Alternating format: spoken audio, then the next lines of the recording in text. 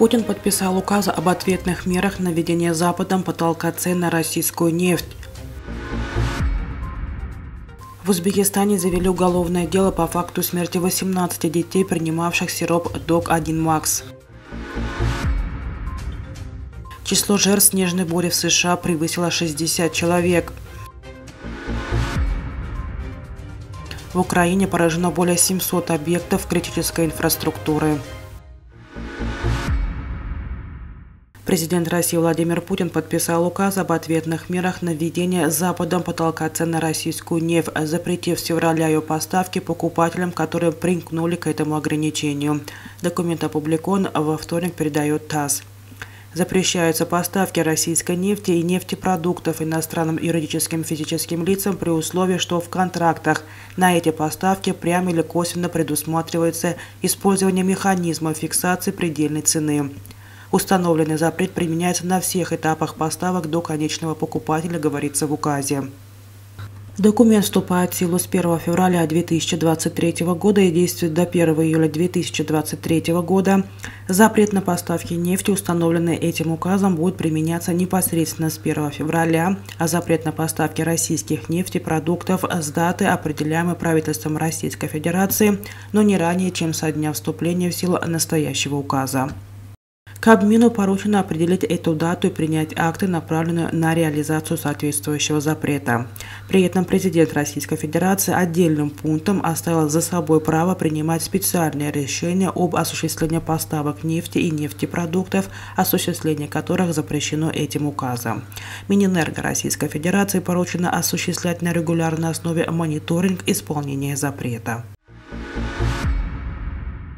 Служба государственной безопасности Узбекистана сообщила о возбуждении уголовного дела по факту смерти детей. Известно о 18 случаях. Всего сообщалось об усложнении у 21 ребенка, принимавших сироп Док-1 Макс индийской компании Marion Biotech. Дело возбуждено в отношении должностных лиц компании-импортера Curamaks Medical и ООО «Научный центр стандартизации лекарственных средств» по статье 186 пункт 3 Уголовного кодекса Республики Узбекистан. Наказание по этому пункту – лишение свободы от 10 до 15 лет.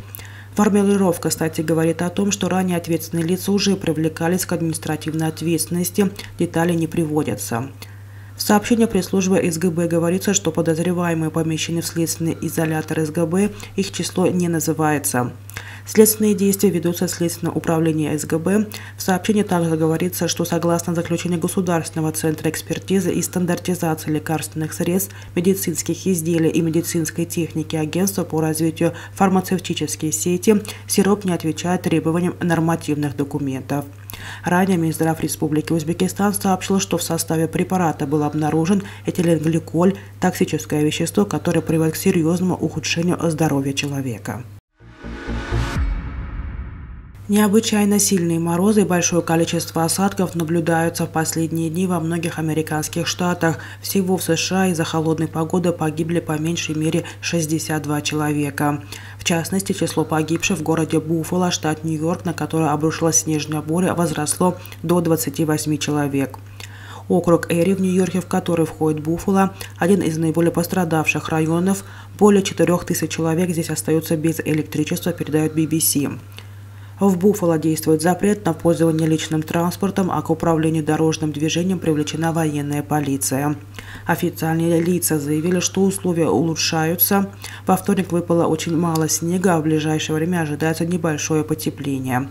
Однако ожидается, что число погибших будет расти по мере продолжения поисковых работ. В Украине поражено более 700 объектов критической инфраструктуры. Об этом сообщил первый заместитель министра внутренних дел Евгений Енин в эфире телеканала «Рада». В целом по Украине по состоянию на данный момент имеем информацию о более чем 35 тысяч разрушенных объектов в результате российских атак. Из почти 30 тысяч зафиксированных обстрелов поражено 702 объекта критической инфраструктуры. Речь идет о газопроводах, электроподстанциях, мостах и прочем, сказал Енин. С начала октября украинские власти неоднократно сообщали о ракетных ударах по объектам инфраструктуры страны. В Украине регулярно объявляется воздушная тревога. В Минобороны России заявили, что военные наносят удары по энергетической инфраструктуре и объектам военного управления. Президент Владимир Путин объяснял обстрелы ответом на теракт на Крымском мосту и подрыв линий электропередачи, ведущих к Курской АЭС. Киев отрицал причастность к взрыву на мосту.